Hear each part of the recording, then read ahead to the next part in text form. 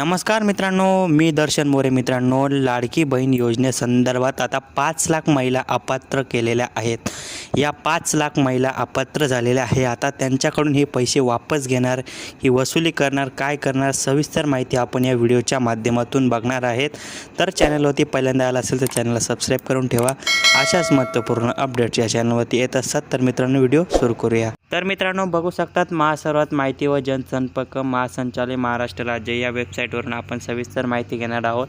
तर लाडक्या बहिणींचा लाभ परत घेणार नाही. मुख्यमंत्री आदिती तटकरे यांनी पात्र लाडक्या बहिणींना योजनेचा निधी देण्यास शासनास कटिबद्ध. तर मित्रांनो, लाडकी बहीण योजनेअंतर्गत काय माहिती आहे, तर कल्याणकारी राज्याची संकल्पना पुढे नेत असल्याने मुख्यमंत्री माझी लाडकी बहीण योजनेतील लाभार्थ्यांना खात्यात यापूर्वी पैसे जमा करण्यात आलेला असून सन्मान निधी परत घेणार नसल्याची माहिती महिला व बालविकास मंत्री आदिती तटकरे यांनी दिलेली आहे. तसेच पात्र महिलांना या योजनेचा निधी देण्यास शासन कटिबद्ध असल्याचेही त्यांनी स्पष्ट केलेले आहे. माझी लाडकी बहीण योजनेसाठी पात्र ठरलेल्या लाभार्थ्यांना जानेवारी महिन्यापासून सन्मान निधी वितरित केला जाणार नाही. तसेच लाभार्थ्यांच्या बँक खात्यातून आत्तापर्यंत जुलै 2024 ते डिसेंबर 2024 पर्यंत देण्यात आलेली लाभाची रक्कम परत घेतली जाणार नाही, असे विभागाने स्पष्ट केलेले आहे.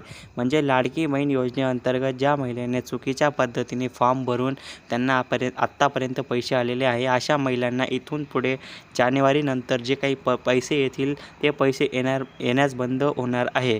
तर ज्या महिलांचे फॉर्म रिजेक्ट झालेले आहेत अशा महिलांना पैसे येणार नाही आणि चुकीच्या पद्धतीने ज्या महिलांनी फॉर्म भरलेला आहे अशा महिलांना अपात्र करून त्यांचे फॉर्म रद्द करून त्यांना पैसे देण्यास मनाई झालेली आहे. अशा प्रकारे माहिती आदिती तटकरे यांनी दिलेली आहे. तर मित्रांनो, माहिती आवडली असेल तर आमच्या चॅनलला लाईक करा, सबस्क्राईब करा, शेअर करा. धन्यवाद. जय हिंद, जय महाराष्ट्र.